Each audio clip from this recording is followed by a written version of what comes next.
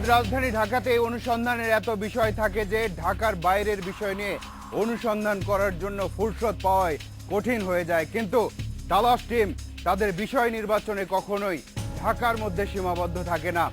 কথা আপনারা যারা নিয়মিত তালাশ দেখেন তারা সবাই জানেন।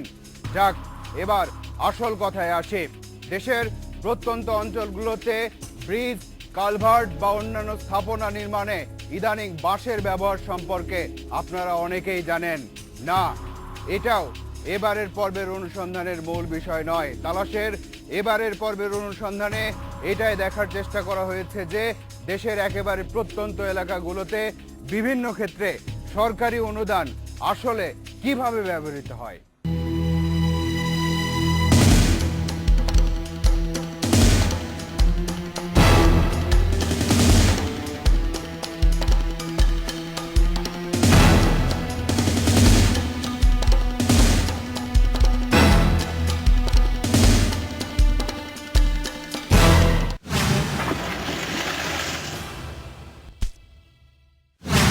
তালাশের এবারের পর্বের অনুসন্ধানের ঘটনাস্থল ঝিনাইদহ জেলার একটি উপজেলা। সেখানে মানবিক সহায়তা কর্মসূচির আওতায় বাস্তবায়িত হতে যাওয়া বেশ কয়েকটি প্রকল্পের অগ্রগতি দেখব আমরা।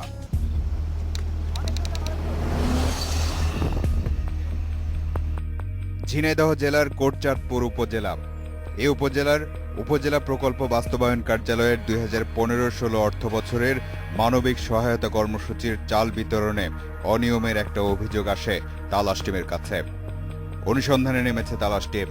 ভাগ্য ভালো, শুরুতেই স্থানীয় একজনের সহযোগিতা পাওয়া যাচ্ছে।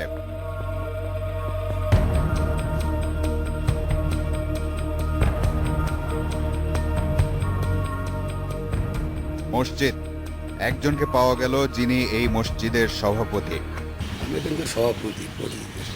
উপজেলা থেকে এই মসজিদের জন্য দেয়া চাল বরাদ্দ সম্পর্কে জানতে চাওয়া হলো তার কাছে। ওয়াজ মাহফিল উপলক্ষে পেয়েছিলাম 3 টন। কি চাল না চাল? চাল। পরবর্তী গন্তব্য একটা মন্দিরের সামনে আগে থেকে অপেক্ষায় কয়েকজন। জিআর কর্মসূচির চাল বরাদ্দ নিয়ে কথা বললেন একজন।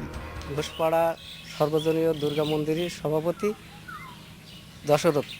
সর্বজনীয় দুর্গা মন্দিরে 2বার অনুদান পাওয়া গিয়েছে, সরকারি অনুদান, জিআরের মাল 3 টন 6 টন। অনুপ অধিকারী, বছরে 3বার নামযোগ্য হয়। আমরা বড় আকারে করি, সেটা হচ্ছে ভাদ্র মাসের তিথি ধরে। ওইটাই আমাদের প্রায় 80 থেকে 90 মণ চাউলের আর কি রান্না বড় হয়। হ্যাঁ, উপজেলা থেকে অনুদান পাইছি এর আগেও কম বেশি। আর ইদানিং আমরা 2 টন 1 টন 1 টন। আরো একজন, তিনি একটা নির্মাণাধীন দালান দেখাশোনা করছেন। মসজিদ আর কি উপজেলা থেকে কোনো অনুদান পাইছেন? পাইছি, 3 টন পাইছি। 3 টন পাইছি, 3 টনের কাজ চলতে আছে ইনশাল্লাহ। সবই তো ঠিক আছে, তাহলে তালাশ টিমের কাছে অনিয়ম আর দুর্নীতির অভিযোগ এলো কেন? কেউ কি মিথ্যা তথ্য দিয়েছে আমাদের? কেউ কি তালাশ টিমকে মিথ্যা তথ্য দিয়ে বিভ্রান্ত করার চেষ্টা করছে? এতগুলো প্রশ্ন সামনে, আবার যারা কথা বললেন তাদেরকেও সন্দেহের বাইরে রাখা যাবে না। সত্য মিথ্যা সবই নির্ধারিত হবে অনুসন্ধানে।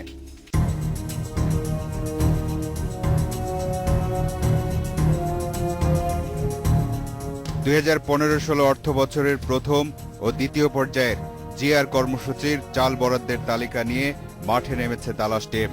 তবে এবার ওই স্থানীয় সহযোগী সাথে নেই। কোটচাঁদপুর উপজেলার সাবদারপুর ইউনিয়নের নারায়ণপুর উত্তরপাড়া মসজিদ। তথ্য বলছে এই মসজিদে ওয়াজ মাহফিলের জন্য 1 টন চাল দেয়া হয়েছে। মসজিদের সভাপতি ইনি। উপজেলা থেকে কোনো বরাদ্দ পেয়েছিলেন? না, পাইছি না। তিনি নাও জানতে পারেন, কারণ বরাদ্দটা হয়েছে জহুরুল ইসলামের নামে। 1 টন কি 2 টন ওটা তো আমরা তো জানি না, আমাদের নেতারা বলো 1000 টাকা দিয়েছে, আমি পাইছি। স্থানীয় ইউনিয়ন পরিষদ সদস্য হোসেন আলী কিছু বলতে চান। ভয় কাছে ওরা বলছে না, আমরা যদি এই টাকা না নিই আর আমাকে কাজ দেবে না। আপনি কি বলছেন? নেই মাসে কানা মামাই ভালো। তাহলে তো নাই মামার চেয়ে কানা মামাই ভালো। মসজিদের পাশে একটা মাদ্রাসা, সেখানেও নাকি এমন ঘটনা ঘটেছে। টন চাল জানুয়ারি ফেব্রুয়ারিতে পাইছিলাম, তো সেখান থেকে আমাদের 5,000 টাকা দিছিল। সেই 5,000 টাকার থেকে আর 1,500 টাকা এলাকার ব্যক্তিবর্গকে দিয়ে আমাদের মাদ্রাসা ফান্ডে 3500 টাকা এসে দাঁড়াইছিল। কোটচাঁদপুরের রিফন। নারায়ণপুর দুর্গা মন্দিরের পক্ষ থেকে শীতল বিশ্বাস স্থানীয় সংসদ সদস্যের কাছে মন্দিরের জন্য কিছু অনুদান চেয়েছিলেন। 2 টন চাল বরাদ্দ করছিল নামযোগ, ওখানে আমি পাইছিলাম শুধু 15,000 টাকা। 2 টন চালের দাম হচ্ছে 25,590 টাকা। 1 টন চালের দাম জানেন কত? না, 12-13,000 হবে হয়তো। 1 টন চালের মূল্যটাও কি জানা নেই মানুষগুলোর, নাকি জানলেও কিছু করার নেই? ওখানে হচ্ছে ডিও আছে রিপন ভাই, উনি দিছিলেন। একই ইউনিয়নের গোবিন্দপুর ওয়াক্তিয়া মসজিদ, এই মসজিদের নামে 6 টন চাল বরাদ্দ ছিল। বরাদ্দে এই প্রকল্পের সভাপতি সারোয়ার জাহানের নাম। ফোনে কথা হলো তার সাথে। আপনার নামে 2টা 3-6 টন চাল বরাদ্দ দেয়া আছে আর কি, এবং এটা উঠানো হয়েছে। এই বিষয়ে কিছু জানেন কিনা? আমার নামে? হ্যাঁ, আপনার নামে। এটা আমি সঠিক বলতে পারবো না। তাহলে কর্তৃপক্ষকে না জানিয়ে বরাদ্দ হলো কিভাবে? মসজিদের সভাপতিকে পাওয়া গেল। আমার তো জানা মতে পাইনি। বলুহর ইউনিয়নের বলুহর ঢালিপাড়ার নির্মাণাধীন মসজিদ। তালাশ টিমের কাছে আসা তথ্য বলছে এই মসজিদের উন্নয়নেও 3 টন চাল বরাদ্দ দেয়া হয়েছে। উপজেলা থেকে কোনো অনুদান পাইছেন? না, আর পাইনি। পাওয়ার কথা ছিল বা পাওয়ার কথা ছিল। এতক্ষণে নিশ্চয়ই আপনারা হিসাব করে বের করেছেন যে 1 টন চালের দাম কত, আর সেটা যদি বের করে থাকেন তাহলে নিশ্চয়ই এটাও বের করেছেন যে কত টাকার গরমিল হয়েছে। তার চেয়েও বড় কথা হলো, কাগজে কলমে বরাদ্দ থাকলে অনেক ক্ষেত্রেই সেটা আসল জায়গা পর্যন্ত পৌঁছায়নি। নাই মামার চেয়েও কানা মামা ভালো, এই কথা মনে করে কেউ কেউ হয়তো যা পাচ্ছেন তাতেই সন্তুষ্ট থাকছেন, আবার কেউ কেউ কানা মামাও পাচ্ছেন না। কোটচাঁদপুর উপজেলা প্রকল্প বাস্তবায়ন কর্মকর্তার কার্যালয়ে তালাশ টিম। একজন অফিস সহকারী ও পিয়নকে পাওয়া গেল। প্রকল্প বাস্তবায়ন কর্মকর্তা নেই, কারণ তিনি এখানে অতিরিক্ত দায়িত্ব পালন করছেন। সপ্তাহে 2 দিন আসেন। অফিস সহকারী কিছু একটা বললেন। আমি বুঝতে পারছি সেটা। বুঝতে পারলে ভালো। কর্মকর্তা না থাকায় অফিস সহকারীর কাছে তথ্য চাইলে পাল্টা প্রশ্নের মুখে পড়তে হলো। প্রয়োজনীয় তথ্যের জন্য উপজেলা প্রকল্প বাস্তবায়ন কর্মকর্তার সাথে যোগাযোগ করা হলো। আবেদন বলতে তথ্য নিতে উপজেলা নির্বাহী অফিসারের অনুমতি লাগবে। উপজেলা নির্বাহী কর্মকর্তার জন্য অপেক্ষা করতে লাগলো তালাশ টিম। তথ্যগুলো আনুষ্ঠানিকভাবেই সংগ্রহ করতে হবে, কারণ অভিযোগ আকারে তালাশ টিমের কাছে যে কাগজপত্র এসেছে তার সত্যতাও যাচাই করা যাবে ওই তথ্যগুলো পেলে। উপজেলা নির্বাহী অফিসারের জন্য অপেক্ষা করতে করতেই স্থানীয় এক সাংবাদিক নেতা এলেন ঘটনাস্থলে। যার যখন একটাই তখন খোঁজ পাওয়া কোনো বিষয় না। 1.5 ঘন্টা পর উপজেলা নির্বাহী অফিসারকে পাওয়া গেল। আপনি যদি স্পেসিফিক একটা ইয়ারের কথা বলছেন, আমি এখানে 3 মাস এসেছি, তার আগে তো আর ইওনো ছিলাম না, জানি না। প্রতি বছর কিন্তু আমাদের অফিস অডিট হয়। তারা অডিট করে এসে যদি তারা অডিট আপত্তি না দেয়, তাহলে আপনাদেরকে আসলে ফাইল দেখিয়ে কোনো কিছু মানে করানোটা বা আপনাদের এই করাটা, সেটা আমার মনে হয় না যে খুব বেশি যৌক্তিক। তালাশ টিম প্রকল্পগুলোর তথ্য চায়। তথ্য অধিকার আইনে আপনি যে কোনো তথ্য চাইতে পারেন। সাংবাদিকদের কোনো বিষয়ে অনুসন্ধানের যৌক্তিকতা তুলে ধরতে গেলে দিনের পর দিন পেরিয়ে যাবে, তাই সেদিকে না গিয়ে প্রকল্পে বরাদ্দ এবং বাস্তবায়নের তথ্য জানতে চেয়ে আবেদন করলো তালাশ টিম। 1 দিন পর যেতে বলেছেন তিনি। এর মধ্যে তালাশ টিমের কাছে আগে থেকেই থাকা কিছু তথ্য নিয়ে বিশ্লেষণ করা যাক, দেখা যাক মাঠ পর্যায়ের কি অবস্থা। 2015-16 অর্থ বছরে অতি দরিদ্রদের জন্য কর্মসংস্থান কর্মসূচির 2য় পর্যায়ে একটা বিশেষ খাতের মাধ্যমে কোটচাঁদপুর উপজেলার 3টি ইউনিয়নে 4টি ইউ কালভার্ট নির্মাণের প্রকল্প নেওয়া হয়। এই 4 প্রকল্পের জন্য স্থানীয় 4 জন জনপ্রতিনিধিকে প্রকল্পের সভাপতি করা হয়। 12 জুন 2016 তারিখে প্রকল্প বাস্তবায়ন কর্মকর্তা ও ইউএনও বা উপজেলা নির্বাহী অফিসারের স্বাক্ষরিত নথি বলছে সবগুলো প্রকল্পের কাজ শতভাগ শেষ হয়েছে। মাঠের বাস্তবতা দেখতে চায় তালাশ টিম। দোরা ইউনিয়নের দয়ারামপুর গ্রামের বটতলার মাঠ। তালিকার তথ্য তো বলছে এখানে একটা ইউ কালভার্ট তৈরি হয়েছে, কিন্তু বাস্তবে তেমন কিছু চোখে পড়ল না। এই রাস্তা 40 দিনের প্রকল্প ছিল, এখানে চেয়েছিলাম, আমি আবেদন করেছিলাম, কিন্তু কাজ শেষের দিকে বলছে যে এবছর হচ্ছে না, সামনে বছর। এবারের গন্তব্য একই ইউনিয়নের সোয়াদি গ্রাম। ইউনিয়ন পরিষদের সদস্য মোহাম্মদ জুল হক এই প্রকল্পের সভাপতি। ওই যে ওই মাঝখানে ওই ছাগলটা ওই জায়গায় এখানে বানানো কালভার্ট দেখাবেন তিনি।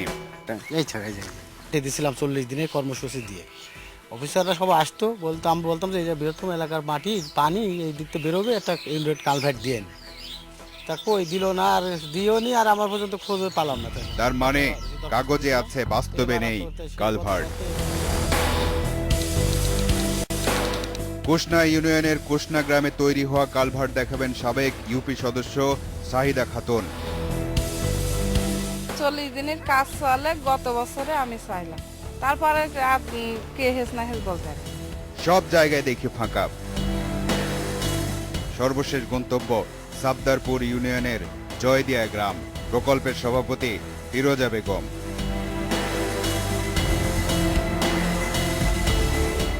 মনে করেন ব্রিজের মতো এটা।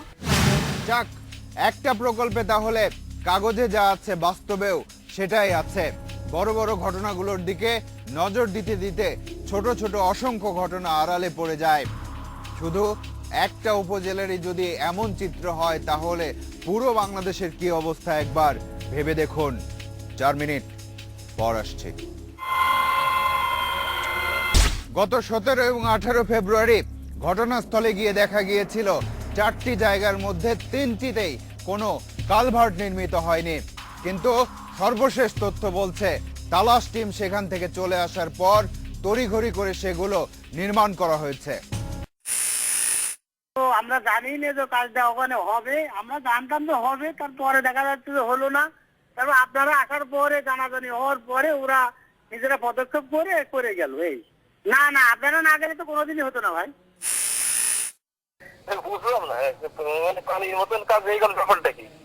ওই 1 সপ্তাহ পরেই কাজ শুরু করি, কাজ কমপ্লিট হয়ে গেছে এবং খুব সুন্দর করে কেটে যায়। পাথর টাথর নিয়েছিলেন ওই আপনি যাওয়ার পরে এখানে কালভার্ট করতে হবে, রাতে এসে কয়ামে, তারপরের দিন আমার জন্ম লাগিয়ে দেখছে। যে কাজ গত বছরের মাঝামাঝি সময়ে বাস্তবায়িত দেখানো হয়েছে তা শেষ হলো এতদিনে।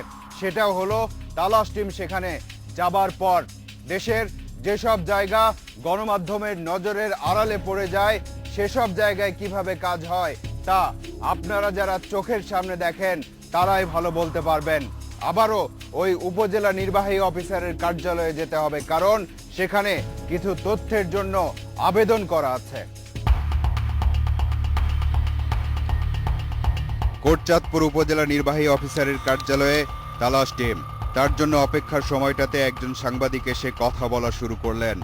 কেউ লাইট দেখে না, পর্যন্ত আমি দেখি নাই যে লাইট দেখাইছে। তাকে পাশ কাটানোর জন্য বাইরে নিয়ে যাওয়া হলো। কাট দেন না একটা ছোটখাটো কাট নিয়ে লাভ নেই। কিছুক্ষণের মধ্যেই বিএম ওয়াদুদ আবার হাজির। কিছু তদবির আছে তার। পিয়ারের কিছু মালটাল আছে না, ওইটা একটু ওভারলোক বিষয়টি সরাসরি ওইটুকু শুধু আমার আবেদনটা শুধু ওইটুকু। ওই রিপনের কথাই আমি ভাইপো মানুষ।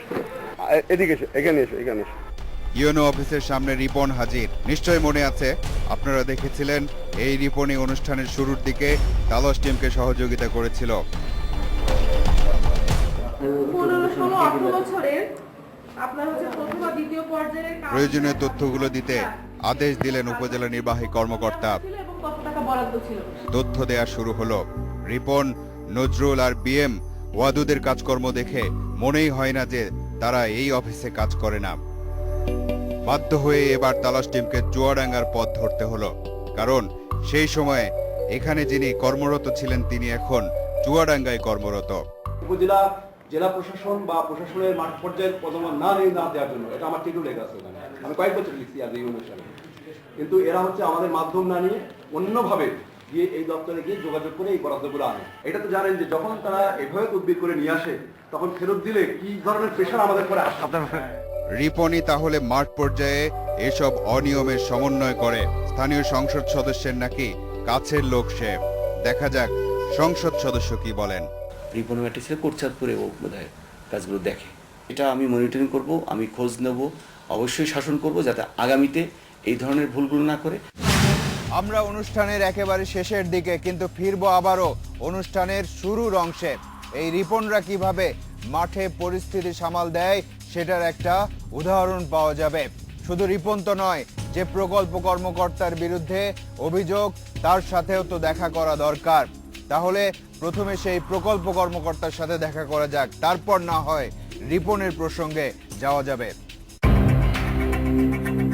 ঝিনাইদহের কোটচাঁদপুর উপজেলার সেই প্রকল্প বাস্তবায়ন কর্মকর্তা আরিফ হোসেন বর্তমানে কিশোরগঞ্জের ভৈরবে কর্মরত, তাই গন্তব্য এবার সেখানেই।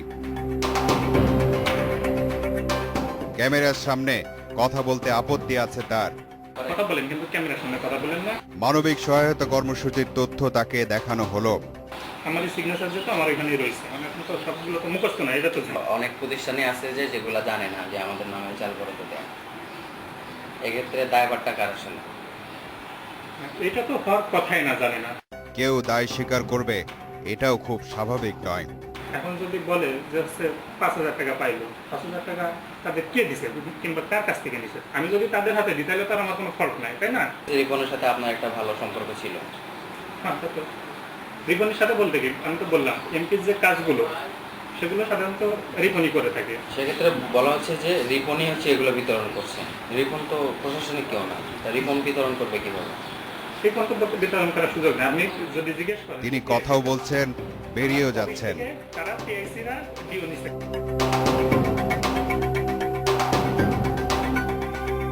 তারপর চলেই গেলেন। অনুষ্ঠানের শুরুর দিকে স্থানীয় এমপির লোক রিপন তালাশ টিমকে নিয়ে মানবিক সহায়তা কর্মসূচির আওতায় অনুদান পাওয়া কয়েকটি মসজিদ এবং মন্দিরে গিয়েছিল। সেখানে সে ওইসব মসজিদ এবং মন্দিরের প্রতিনিধিও হাজির করেছিল ক্যামেরার সামনে। সে জায়গাগুলোতে কারা কি বলেছিল আরেকবার দেখে নেওয়া যাক। ওয়াজ মাহফিল উপলক্ষে পেয়েছিলাম 3 টন। সর্বজনীয় দুর্গা মন্দিরের সভাপতি দশরথ। হ্যাঁ, উপজেলা থেকে অনুদান পাইছি, এর আগেও কম বেশি। আর ইদানিং আমরা 2 টন 1 টন 1 টন মসজিদ আর কি। উপজেলা থেকে কোনো অনুদান পাইছেন? পাইছি, 3 টন পাইছি। কথা বলছিলেন আব্দুল মালেক, কারণ তালিকায় বরাদ্দ হয়েছে আব্দুল মালেকের নামে। কিন্তু তালাশ টিমের অনুসন্ধানে বেরিয়ে আসে যে এই ব্যক্তি আসলে আব্দুল মালেক নন। রিপন তাকে মালেক হিসেবে হাজির করেছে। এবার দেখুন নারায়ণচন্দ্র ঘোষ কিভাবে দশরথ বিশ্বাস হলো। আমার নাম নারায়ণচন্দ্র ঘোষ, ঢাকা ঘোষপাড়া সর্বজনীয় দুর্গা মন্দির সভাপতি। ভুল করে আসল নামটাও বলে ফেলেছেন, ঠিক করে বলতে বলল রিপন। এরপর অনুপ অধিকারী। হ্যাঁ, উপজেলা থেকে অনুদান পাইছি, এর আগেও কম বেশি। আর ইদানিং আমরা 2 টন 1 টন 1 টন ঘর, ওই যে দেখছেন তো। মন্দিরের নির্মাণাধীন দালান আরেকজন দেখাশোনা করছেন। এখানে এয়ার কনস্ট্রাকশনের কাজ চলছে আর কি। এটা জিনিসটা কি আর কি? এটা মসজিদ আর কি। মন্দিরের ঘর মানে মন্দিরের লোকজন থাকার জন্য মানে কি মন্দিরের লোকজন থাকার জন্য মালামালের জন্য। অবাক ব্যাপার, তাহলে মন্দিরকেও মসজিদ হিসেবে দেখানো হয়েছিল প্রথমে। কাজ শেষ, রিপন বুঝতে পেরেছে যে এখানে কোনো অনিয়ম হয়নি। তালাশ টিমও বুঝতে পারল যে কোনো অনিয়ম হয়নি। তারপর আমি 50,000 কইছি, আপনি এবারটা বলেন। রাত্রে রওনা দেবো, সোমবার দিন সকালে আপনাদের সাথে দেখা হবে। কোন জায়গায়? রিপন কিন্তু একজন নয়, এরকম চরিত্র সারা দেশে বা সব জায়গাতেই আছে। তারা ক্ষমতাসীনদের প্রতিনিধি হিসেবে কাজ করে। তারা সংশ্লিষ্ট কর্মকর্তা এবং স্থানীয়দের নিয়ে একটি চক্র তৈরি করে। তারা ক্ষমতা দেখায় এবং নিজেরা লাভবান হয়।